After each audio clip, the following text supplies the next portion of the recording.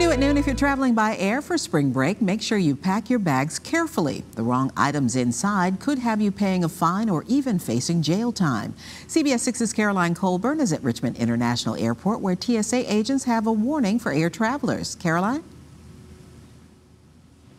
Well, Cheryl, RIC says they're seeing an increase in travelers due to the pandemic lessening restrictions and also spring break.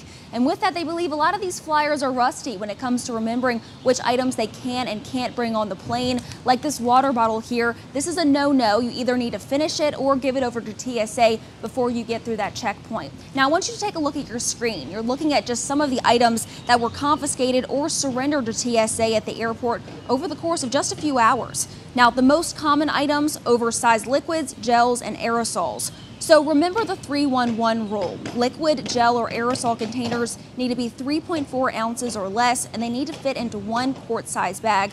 Now, one bag is allowed per person. Any items larger than this, they need to be put in a checked bag. Now, the rise in the number of prohibited items brought through checkpoints includes firearms. Last year alone, TSA agents confiscated nearly 6,000 guns, and 86% of those were loaded. TSA says the number one excuse they hear is that the passenger forgot or someone else packed their bag for them. But they say that excuse doesn't fly with them, and you will be arrested. Now, you are allowed to fly with a gun if it's taken to the airline counter in a hard case with a lock, and you fill out the necessary paperwork to ensure the gun isn't loaded and it's put in the checked bag under the plane. TSA wants to make sure you understand all of these rules before you get to the airport, because it impacts wait times and whether or not someone else, including you, can make your flight.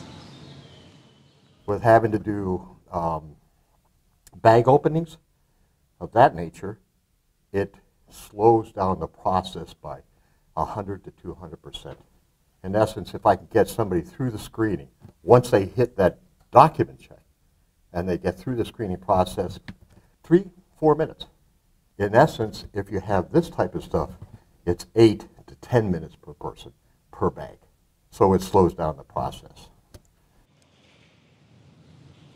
Now, if you have any questions about what you can or can't bring, there's a really easy solution. So the My TSA website and the app right here, you can just type in an item, like I typed in sunscreen, and you can see it's allowed in a check bag, but in a carry-on bag, it needs to be 3.4 ounces or less. So super easy if you need to check last minute to see if an item's allowed. That app is also available online. You can type it in on the website. And TSA wants to remind you, you need to get to the airport behind me here 90 minutes before your flight. They say that flight levels are almost back to pre-pandemic levels, meaning if you don't get here in time, you may not make your flight.